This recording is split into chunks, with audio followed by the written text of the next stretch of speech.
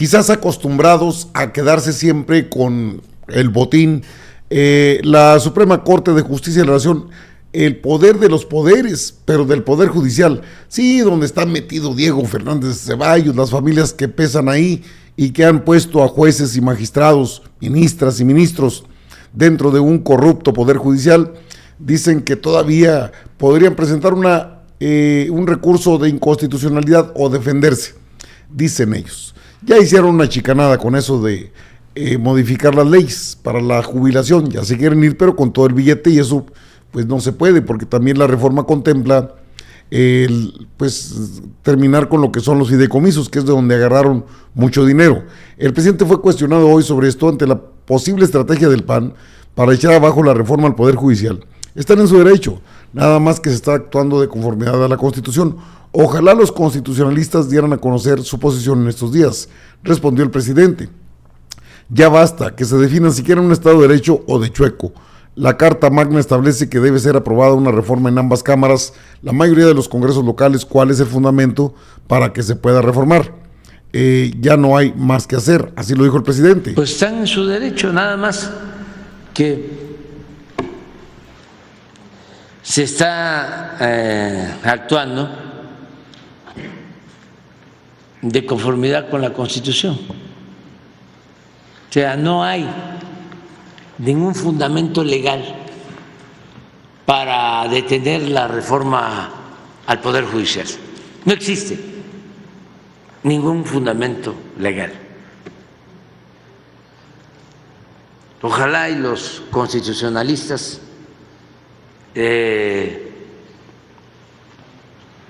dieran a conocer su punto de vista en estos días.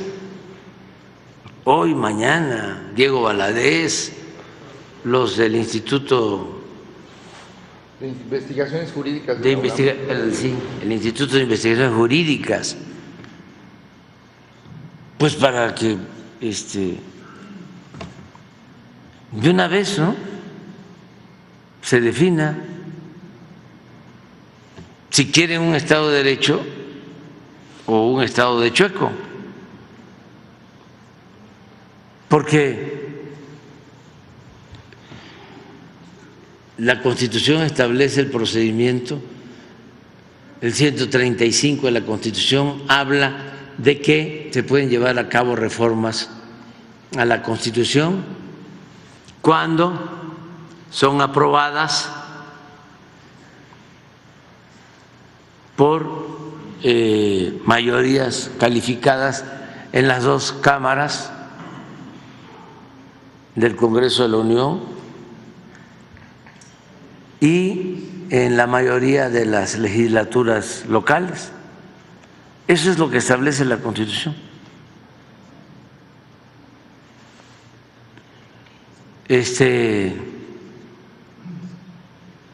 ¿Cuál es el fundamento para que no se pueda reformar la Constitución? Pues solamente que no hubiese mayoría calificada o que en la mayoría de las legislaturas locales se hubiese rechazado o que el titular del Ejecutivo no hubiese publicado la reforma. Pero ya todo se hizo, ya está en vigor la reforma.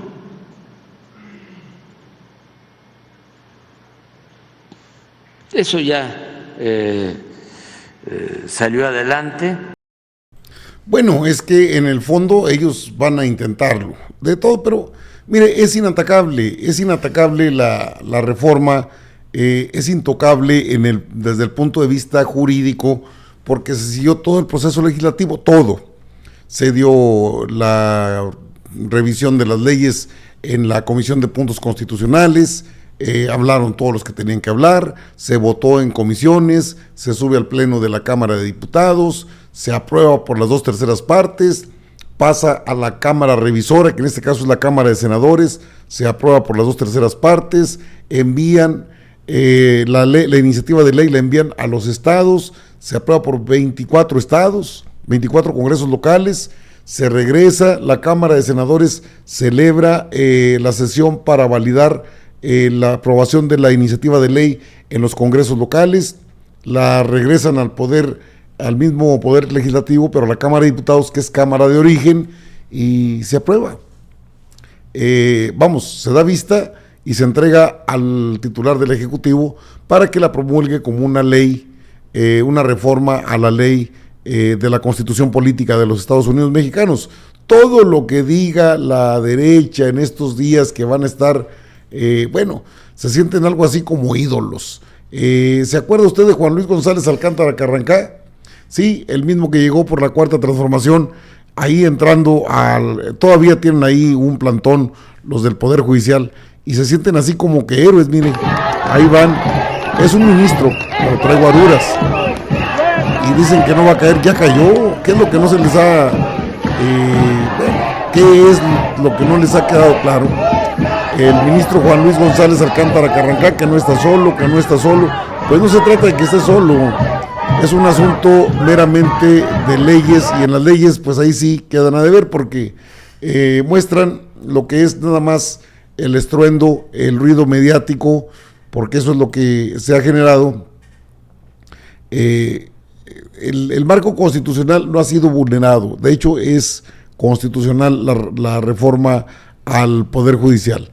Arturo Saldívar señala que incluso los ministros estarían impedidos porque no hubo neutralidad de su parte. Se metieron al asunto de la reforma con todo, incluso estableciendo acciones de partidistas y aparte rijosas en contra de la reforma. Esto dijo Arturo Saldívar para callarle la boca al propio Ciro. La Suprema Corte de Justicia de la Nación tendría capacidad para hacer este tipo de cosas, análisis y decisiones. A ver, de entrada, no solo la Corte, sino el Poder Judicial Federal, el Consejo, la Judicatura Federal, tienen que actuar con normalidad de aquí hasta que sea la elección y vengan los nuevos integrantes de la Corte, se integre el Tribunal de Disciplina. ¿Qué es normalidad, Arturo? Es decir, con las atribuciones que tienen para resolver los procesos, tanto los que están en este momento en la Corte y en el Poder Judicial, como los que lleguen con posterioridad, una vez que los tribunales y juzgados levanten el paro, que entiendo que siguen en paro todavía. Es correcto. Ahora, en el caso de las impugnaciones, hablamos de lo mismo, decía hace un ratito Patricia Aguayo, la vocera de los trabajadores, vamos a establecer nuestros medios de defensa, acciones de inconstitucionalidad, controversias constitucionales, dependiendo y lo que sea lo más adecuado, lo más correcto. Lo mismo, ¿ante qué instancias ellos pueden acudir que supongo tengan validez en su reclamación? A ver, aquí estamos hablando de un tema muy complejo, que es si la Constitución puede ser inconstitucional. Porque la reforma judicial ya es constitución. Y es un debate muy intenso en la academia. Yo voy en este momento a centrarlo al caso concreto.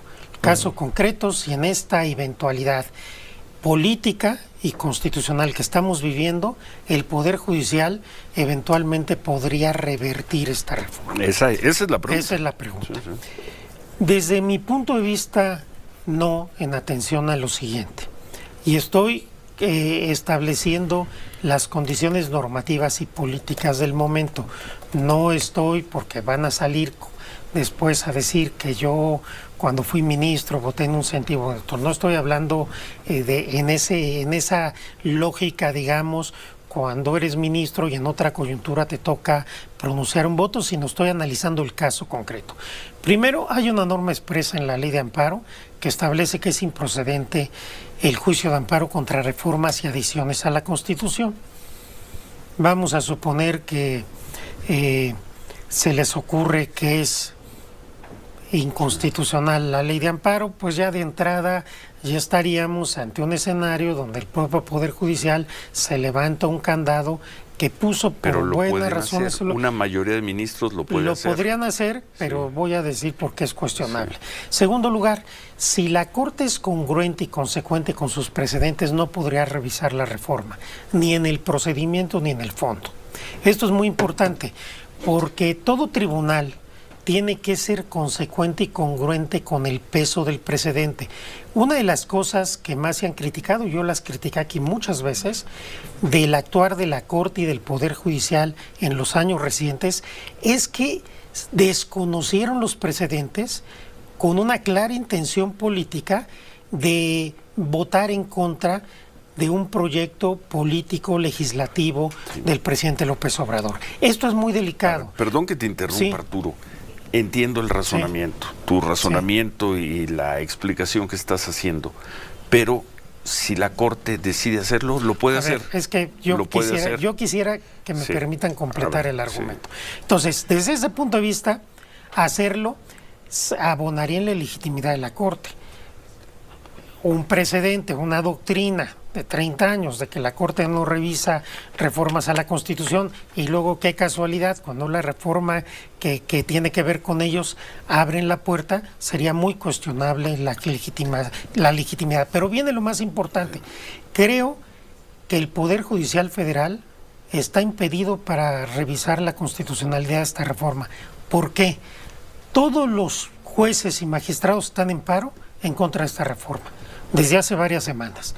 Y todos y todas las ministras y ministros de la Corte se han pronunciado contra la reforma. 8 a favor en relación con la reforma. 8 en contra, 3 a favor. Y de esos 8 en contra, 7 lo han hecho de manera muy beligerante. Por ejemplo, comentábamos la semana pasada aquí, la presidenta de la Corte dice se quiere demoler al Poder Judicial Federal. ¿Con qué neutralidad que requiere todo juzgador van a juzgar la constitucionalidad de la Constitución cuando a los que afecta son a ellos, a su cargo, a sus prestaciones, a sus presiones? A mí me parece que constitucionalmente y políticamente la Corte no puede invalidar esta reforma. Bueno, ahí tiene la necedad de un vocero, de un personaje que está, pues obviamente, que quiere encontrar un resquicio por donde. Si la Corte está en contra, 8 en contra, 3 a favor de la reforma, pero aparte, ¿cuántos ministros, magistrados, cuántos de los que ganan buen billete han estado en contra en paro incluso de labores?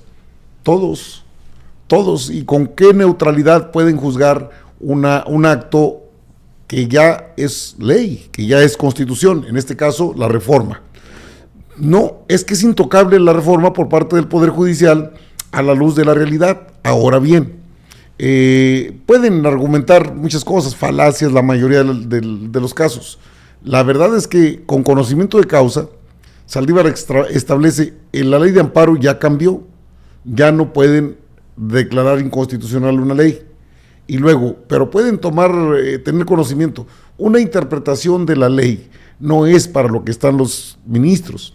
De una ley cualquiera sí, pero de una ley que emana de propuesta del Ejecutivo, pasa por Legislativo, se sigue todo el procedimiento del Poder Legislativo, ambas cámaras, los estados, pues no hay por dónde lleguen. Todos los puntos que la Constitución establece para que sea aprobada una ley están dados. Es decir, está impedida la propia Corte para meterse en esto que ellos quieren. Ellos quieren intervenir. Y creo que ahí sí tenemos bastantes posibilidades de que pues, los juristas que conocen de la Constitución, los constitucionalistas, abogados, pues salgan a decirles, señores, esto es intocable. Si lo hacen ustedes, se van a someter al juicio político, porque eso es lo que sigue. O sea, intenten cualquier movimiento y lo que seguiría es un juicio político. Y en eso sí está en condiciones el Poder Legislativo de actuar de manera ipso facto, de inmediato. Y ellos lo saben. Si es un tema que van a tocar por el lado político, que ha sido político, la mayoría de los casos de los inconformes, pues entonces en ese terreno sí procede el juicio político. Y nos quitamos de cosas, solitos van a caer.